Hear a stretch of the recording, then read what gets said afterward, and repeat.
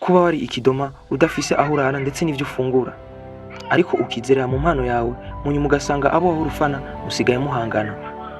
Ikibazo umunsi kiragira giti hagati ya Sat B na Kirikou nindarenze.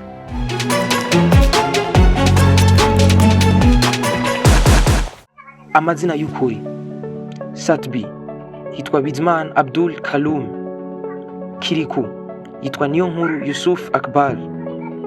Abantu babakurikirana kuri TikTok: Sat B 115, Kirikou 300. Abantu babakurikirana kuri YouTube: Sat B 475, Kirikou 410. Igihugu bavukiyemo: Sat B vukiye mu Burundi ndetse na Kirikou avukira mu Burundi. Abagore baba bafise: Sat B afise bitwa Belle Nice, Kirikou ari single.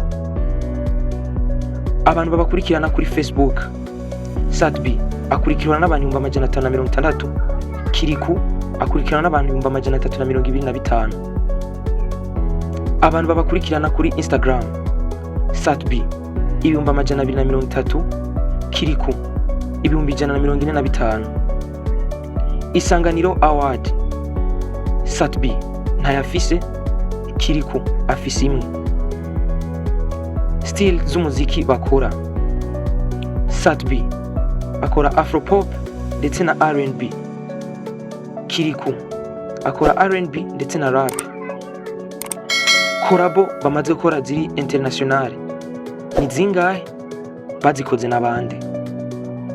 Sat B yakoranye na Meddy, akora na Otile Brown na Asley na Bahati ndetse na Ibra, ni 5.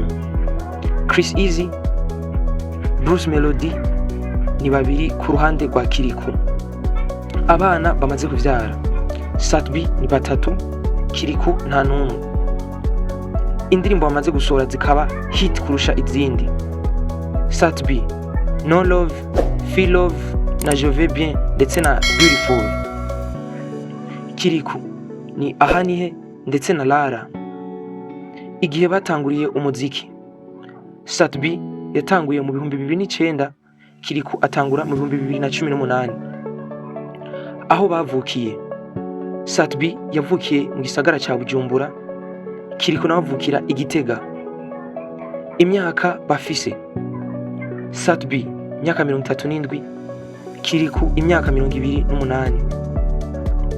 Itariki bavukiye: Sat B yavutse itariki 7 z'ukwezi kwa 12 mu mwaka w'1989. Kirikou avuka itariki 6 z'ukumunani mu mwaka w'1998. So niba bashije kubana nanje kugeza aka kanya video irangiriye, nibaza yuko ibintu byose twaravye wabonye hagati ya Sat B urenze uwundi. Ndanagusaba gushira muri commentaire kugira tujane nawe 5 kuri 5 ndetse tunaraba ivyiyumviro watanze kwino video twakoze.